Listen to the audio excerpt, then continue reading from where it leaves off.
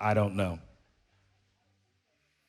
I don't know if you understand me when I say Black Lives Matter. I mean, Black Lives Matter. You say that's hogwash. I mean, last year it was okay for me not to drive. Do you want to work from home forever, ever? I do.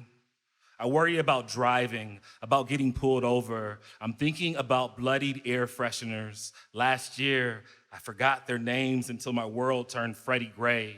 Last year, I forgot Tamir Rice. How could I forget a child? Call the ghosts from my past. Last night, I sat up and counted our dead. Short bus. Rainbows ain't pretty. Spent too many days trying to figure out where I fit on a spectrum.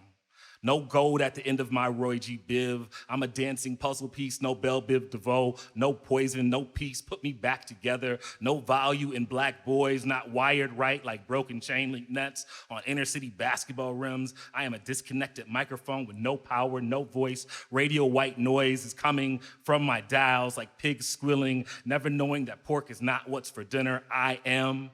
And that's the rest of the story. Black history.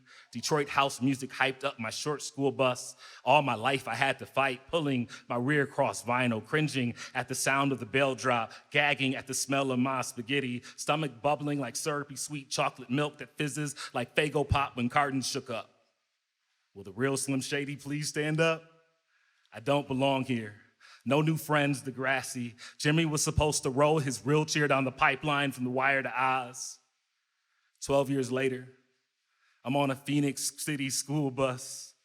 My Starbucks coffee is bitter. My Greek yogurt is sour. I can't believe I'm a physics teacher, teaching my favorite unit on rainbows, hoping I could help a lost kid like myself find a pot of gold, or at least make a friend. Thank you.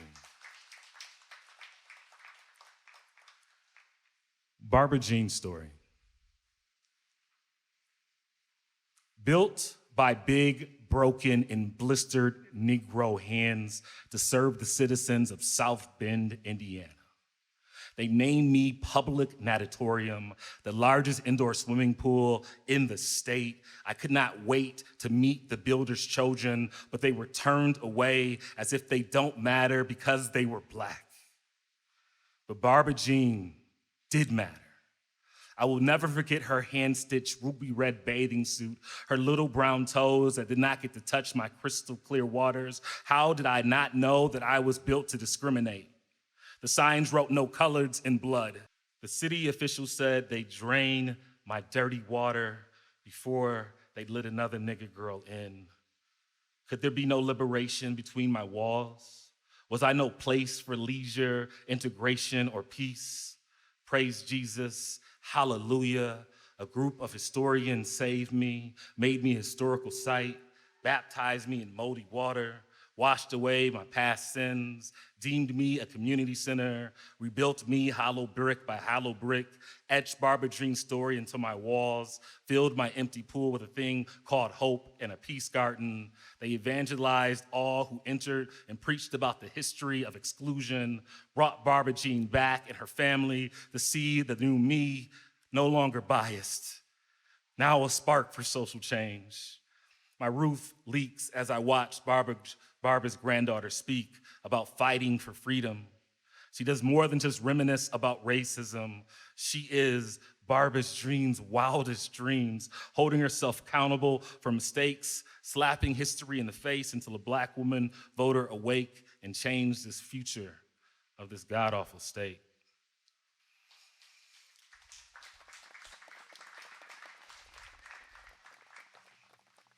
If I'm who you want and need in your life, then we should do brunch or breakfast sometime.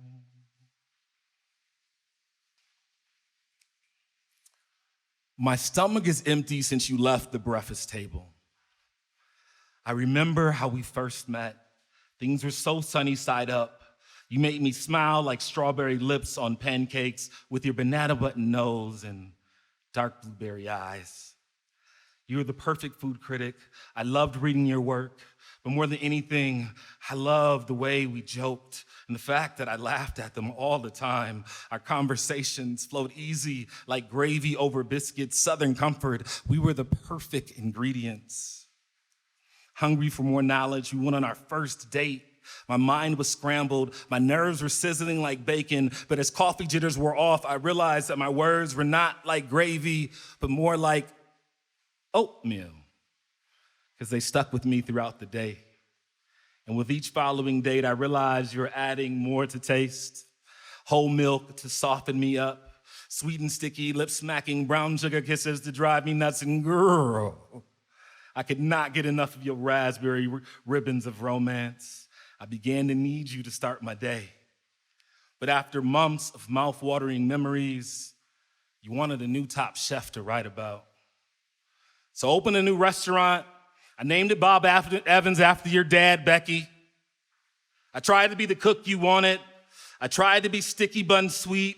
I tried to be savory like a crate filled with meat. I tried to add green chilies and jalapenos and Tabasco sauce to spice things up, but the whole milk you added made me too mushy to ever be enough. I was warm and soggy cereal with no snap, crackle, or pop.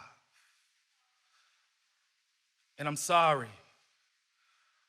The new cook you wanted to fill your fix was more than I could ever be. I'm just your shorter cook, the type you can find at IHOP. And slowly, I had to learn that the way to your heart was never through your stomach. Only fine dining will fill you up. I'm sorry I'm mass-produced in a cereal factory in Battle Creek. I'm sorry I happened to taste good when you picked me off the menu by mistake. I'm sorry I couldn't be your Michelin star. You need to go to Le Cordon Bleu to find the man you want, a man more rich and fulfilling than I could ever be, and I needed to accept the fact that you needed to leave. Now I'm here at the countertop, eggs running and they just won't stop. No insomnia toast around to mop it up. I miss you the most at the start of each day. Now I see why they say missing breakfast will leave you depressed throughout the day.